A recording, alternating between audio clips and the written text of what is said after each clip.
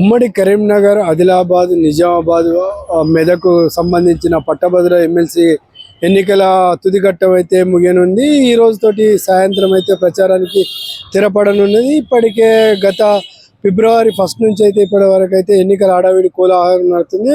పట్టభద్ర ఎమ్మెల్సీలు కూడా ఎమ్మెల్యే ఎన్నికలను తలపించేలాగా నడుస్తున్న పరిస్థితి కనబడుతుంది.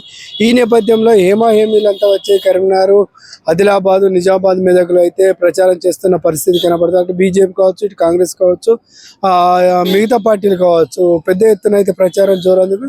ఈ నేపథ్యంలో నిన్న ఉమ్మడి మెదక్, కరీంనగర్, ఆదిలాబాద్, నిజామాబాద్ సంబంధించిన పట్టభద్రుల ఎమ్మెల్సీ ఎన్నికల కోసం అయితే మొదటిసారిగా ఒక ఎమ్మెల్సీ ఎన్నికల కోసం అయితే సీఎం రేవంత్ రెడ్డి వచ్చి భారీ బహిరంగ సభ పెట్టి కాంగ్రెస్ అభ్యర్థి నరేందర్ రెడ్డికి ఓటు వేయాలని చెప్పిన పరిస్థితి కనబడుతుంది. అయితే ఎప్పుడు కూడా ఇన్ని సంవత్సరాల ఎమ్మెల్సీ ఎన్నికలు అయితే ఒక ముఖ్యమంత్రి స్వయంగా వచ్చి ఎమ్మెల్సీ ఎన్నికల కోసం ప్రచారం చేయడం అనేది కొద్దిగా హాస్యాస్పదమైనటువంటి విషయాన్ని నేటిజన్లు అంటున్న పరిస్థితి కనబడుతుంది. అలాగే ప్రతిపక్షాలు కూడా దీనిపైన ఆరోపణలు చేస్తున్న పరిస్థితి కనబడుతుంది.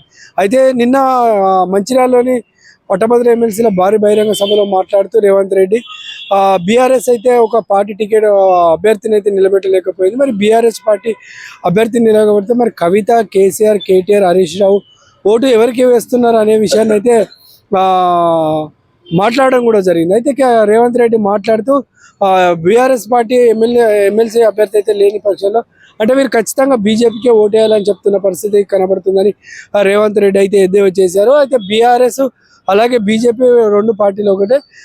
బీజేపీ అభ్యర్థికి అయితే ఓటు వేయాలని చెప్తున్నారు. బీఆర్ఎస్ పార్టీ అభ్యర్థులు నిలబడే కూడా వాళ్ళు లాస్ట్లో రెబల్ అభ్యర్థిగా నిలబడే పరిస్థితి కావచ్చు. ఇక్కడ నుంచి కరీంనగర్ నుంచి అయితే మేయర్ రవీందర్ సింగ్, యాదగిరి శేఖర్ రావు ఇతరులు కూడా టికెట్ ఆశించారు. కానీ బీఆర్ఎస్ ఈ ఎన్నికలకు, ఎమ్మెల్సీ ఎన్నికలకు దూరంగా ఉంటున్న పరిస్థితి అయితే కనబడుతుంది. అయితే ఈ నేపథ్యంలో బీసీలకు అయితే ఓటేయాలని కవిత చెప్తుంది. మరి మిగతా వాళ్ళు ఎవరికి వేయాలనే విషయాన్ని అయితే రేవంత్ రెడ్డి మాట్లాడుతూ బీజేపీ, బీఆర్ఎస్ అయితే రెండు పార్టీలు దొందు అని చెప్తున్నారు.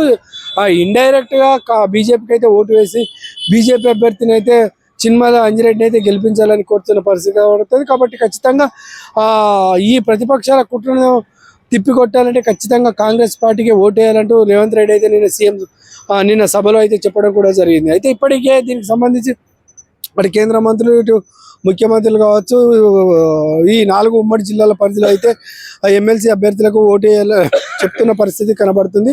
కాబట్టి ఖచ్చితంగా అంటే ఈ ఎన్నికలు అయితే ఛాలెంజ్గా తీసుకున్న పరిస్థితి కనబడుతుంది. ఎందుకంటే ఎమ్మెల్సీ ఎన్నికలకి ఎప్పుడు కూడా గత కొన్ని సంవత్సరాలకు, కొన్ని ఏళ్ళ నుండి ఎప్పుడు కూడా ఇలాంటి సిచ్యువేషన్ అయితే రాలేదు. ఎందుకంటే ఒక అభ్యర్థి కోసం పార్టీల అభ్యర్థి అయితే ఇక్కడ ప్రధాన అటు ఎమ్మెల్యేలు కావచ్చు, ఎంపీలు కావచ్చు, అలాగే కేంద్ర మంత్రులు కూడా వచ్చిన పరిస్థితి కనబడుతుంది. అటు నామినేషన్ నుంచి చూసుకుంటే చివరి దాకా ఈరోజు ప్రచారం వరకు అయితే చాలామంది పెద్ద నాయకులు అయితే జిల్లా లెవెల్లో వచ్చి ప్రచారం చేస్తున్న పరిస్థితి. 4 ఉమ్మడి జిల్లాలో దాదాపు 41 నియోజకవర్గాలలో కలియ తిరుగుతూ ప్రచారం చేస్తున్న పరిస్థితి కనబడుతుంది. కాంగ్రెస్ తరఫున ఇటు పొన్నం ప్రభాకర్, అటు మంత్రి దుద్దిల శ్రీరావు, కరీంనగర్ ఇన్ఛార్జ్ అయిన ఉత్తమ్ కుమార్ రెడ్డి కూడా ఇక్కడ ఉన్నటువంటి మిగతా ఎమ్మెల్యేలు కూడా ఇటు కాంగ్రెస్ అభ్యర్థి ఆల్పోర్స్ నరేందర్ రెడ్డి అయితే ప్రచారం చేస్తున్న పరిస్థితి కనబడుతుంది. అలాగే బీజేపీ నుంచి అయితే చిన్మల అంజిరెడ్డి కోసం ఇటు కేంద్ర సహాయ మంత్రి బండి సంజయ్, కిషన్ రెడ్డి, అలాగే మెదక్ ఎంపీ రఘునందన్ రావు, అలాగే కామారెడ్డి ఎమ్మెల్యే వెంకట్రావు, ఇలా చూసుకున్నట్టు అయితే చాలామంది, అలాగే వ్యవసాయ శాఖ మంత్రి ఇతరులు కూడా వచ్చి ప్రచారం చేసిన పరిస్థితి కనబడుతుంది. ఒక ఎమ్మెల్సీ సీటు సంపాదించడం కోసం ఇవి ఛాలెంజ్ తీసుకున్న పరిస్థితి కనబడుతుంది.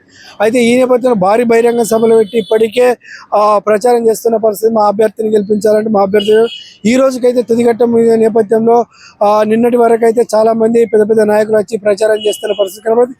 అయితే ఈ నేపథ్యంలోనే రేవంత్ రెడ్డి అయితే సంచలన వ్యాఖ్యలు కూడా చేయడం జరిగింది.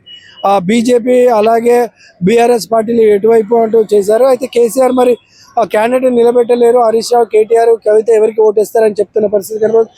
ఖచ్చితంగా వీళ్ళందరూ కలిసి బీజేపీకి ఓటు వేస్తారని ఇండైరెక్ట్గానే చెప్తున్న పరిస్థితి కనబడుతుంది. అలాగే కవిత కూడా మొన్న ప్రెస్ మీట్ పెట్టి మాట్లాడిన పరిస్థితి చూసుకున్నట్టయితే కవిత కూడా చెప్తున్న పరిస్థితి ఎవరికైతే బీఆర్ఎస్ అభ్యర్థి నిలబెట్టకపోయినా ఎవరైనా పర్లేదు బీసీ బిడ్డకైతే ఓటు వేయాలని చెప్పగానే చెప్పింది. అయితే బీసీ బిడ్డగా ఇప్పటికీ ప్రచారాలు చూసుకున్న ప్రసన్న హరికృష్ణకు ఓటేయాలని ఒక ఇండైరెక్ట్గా చెప్తున్న పరిస్థితి కనబడుతుంది. 19 సంవత్సరాల ప్రొఫెసర్ ఉన్న ఆ, ప్రసన్న హరికృష్ణ కూడా తన ప్రొఫెసర్ వృత్తికి అయితే రాజీనామా చేసి తను కూడా గత 7 నెలలుగా గ్రౌండ్ వర్క్ చేస్తున్న పరిస్థితి కాబట్టి అటు బీఆర్ఎస్ నుంచి ఎవరు లేకపోయినా కూడా ఇంతకుముందు మాజీ మేయర్ రవీందర్ సింగ్ కూడా పోటీలో ఉన్నట్టు మనకు తెలుస్తుంది. మీరు అందరూ కూడా ప్రచారంలో మమ్మరాయి తెలుస్తుంది. ప్రసన్న హరికృష్ణ కూడా పెద్ద ఎత్తున బీసీ నినాదంతో ముందుకు వెళ్తూ ఓట్లు సంపాదించుకునే ప్రయత్నం చేస్తున్నారు. ఏది ఏమైనప్పటికీ తెలంగాణ ఈ ఎమ్మెల్సీ ఎన్నికలు గ్రాడ్యుయేషన్ టీచర్ ఎమ్మెల్సీ ఎన్నికలు అయితే ఎమ్మెల్సీ అంటే మంత్రుల ఎమ్మెల్యేల ఆ ఎన్నికలు తలపించే విధంగా ఉన్నాయంటూ సమాచారం.